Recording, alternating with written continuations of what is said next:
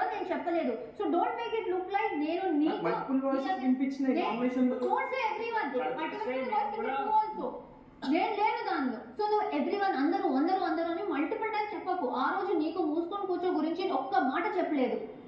నేను అనుకుని ఉండొచ్చు, నీకు చెప్పలేదు. ఇప్పుడు వాడు వేరేటప్పుడు కూడా నేను అనుకున్నా అరే ఎందుకు చెప్పాడు అనేసి, కానీ నేను చెప్పలేదు. బికాస్ ఇప్పుడు గేమ్ నడుస్తుంది, మీరేదో మాట్లాడుకుంటున్నారు, వాడేదో ఉన్నాడు, నువ్వేదో ముళ్ళలో ఉన్నావు.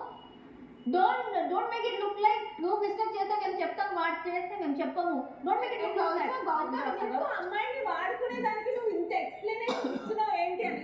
అతను కూడా అసలు గేమ్ ఏం ఆడుతున్నావు ఇంత మంది ఎక్స్ప్లెయిన్ చేస్తున్నారు, నువ్వు ఆ పాయింట్ కన్సిడర్ చేయట్లేదు. ఇప్పుడు నేను కన్సిడర్ చేసుకున్నా, కానీ అక్కడ మీరు అందరు ఎక్స్ప్లెయిన్ చేస్తున్నారు నాకు అతన్ని తప్పేం లేదు ఇట్లా అన్నాడు అని, కానీ నా దగ్గర నేను ఒక్కడే ఎక్స్ప్లెయిన్ చేస్తున్నా, అది point. If 5 people understood one meaning and you understood another meaning, you should at least accept. Okay, నాకు అనిపించింది ఇప్పుడు డిస్రెస్పెక్ట్ అనిపిస్తుంది అన్నప్పుడు అది నేను సారీ చెప్పినా.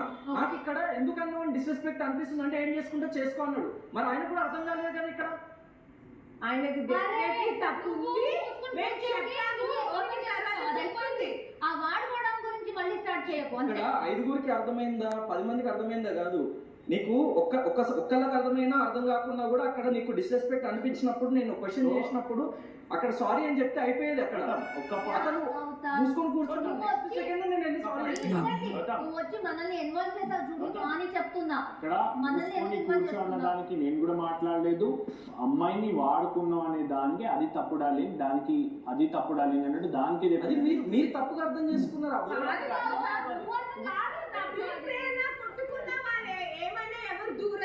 నేను రోహిణి ఎవరి మధ్య దూరాల్సిన అవసరం లేదు. ఆపాలి, లేకపోతే ఇంకెవరు దూరం. మల్టిపుల్ పీపుల్ ఎట్లా అంటావు, అది ఎట్లా అంటావు, ఇది ఎట్లా అంటావు అందరూ అడుగుతుంది. నాకేమైనా అన్నప్పుడు ఎక్కడ అడగట్లేదు, అది నాకు బాధ అనిపించింది. అడగలేదు, మీ ఇద్దరి మధ్య డిస్టర్బెన్స్ ఆ రోజు కూడా మేము చెయ్యలేదు. మేబీ చేస్తే ఐ థింక్ రోహిణి ఒక్కటే. చాలా మంది డిస్రెస్పెక్ట్ కాదా అని మమ్మల్ని అడిగిన తర్వాత లేదు కాబట్టి మా మాట ఒకటి అనుకుంటా ఉండాల్సిందని చెప్పాం మేము.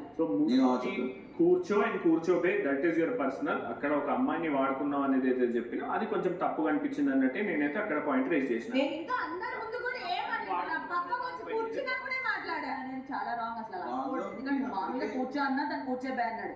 ఈ సారీ అని కూడా చెప్పకుండా నీ ఇష్టం చేసుకుని మేము వినలేదు. నిజంగా నువ్వు వచ్చి చెప్పిన తప్ప అవునా అలా అన్నాడా అని వినిపించలేదు, అదైతే షూర్.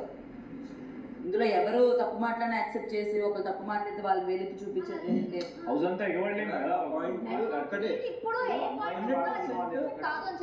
నేను ఆ పాయింట్ లో కూడా అతనికి కోపంలో అన్నాడని అనుకొని ఒకసారి జారినని అనుకోవచ్చు.